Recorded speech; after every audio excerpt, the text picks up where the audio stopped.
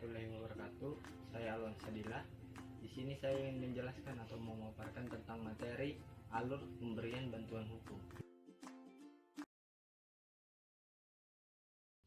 Alur pemberian bantuan hukum berdasarkan SEMA nomor 10 tahun 2010 tentang pedoman pemberian bantuan hukum terbagi menjadi 4. Yang pertama, meja informasi.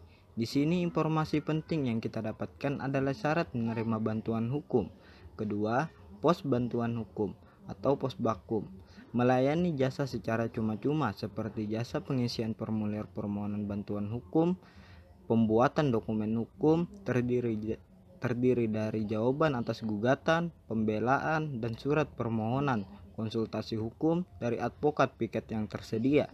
3. Bantuan jasa advokat berupa pendampingan dan pembelaan. 4. Pembebasan biaya perkara perdata maupun pidana.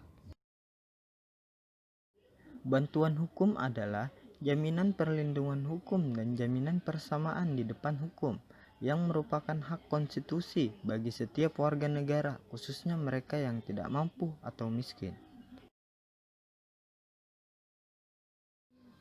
Cara memperoleh bantuan hukum dari pos bakum.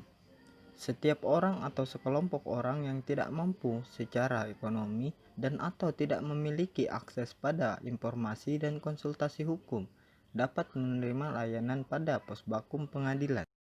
Syarat-syarat tidak mampu dapat dibuktikan dengan melampirkan A. Surat keterangan tidak mampu atau SKTM yang dikeluarkan oleh kepala desa atau lurah atau kepala wilayah setempat. B. Surat keterangan tunjangan sosial lainnya seperti kartu keluarga miskin (KKM), kartu jaminan kesehatan masyarakat (Jamkesmas), kartu beras miskin (Raskin), kartu program keluarga harapan (PKH), kartu bantuan langsung tunai (BLT), kartu perlindungan sosial (KPS), atau dokumen lainnya. C. Surat pernyataan tidak mampu membayar jasa advokat yang dibuat dan ditandatangani oleh pemohon layanan pos bakum pengadilan dan disetujui oleh petugas pos bakum pengadilan.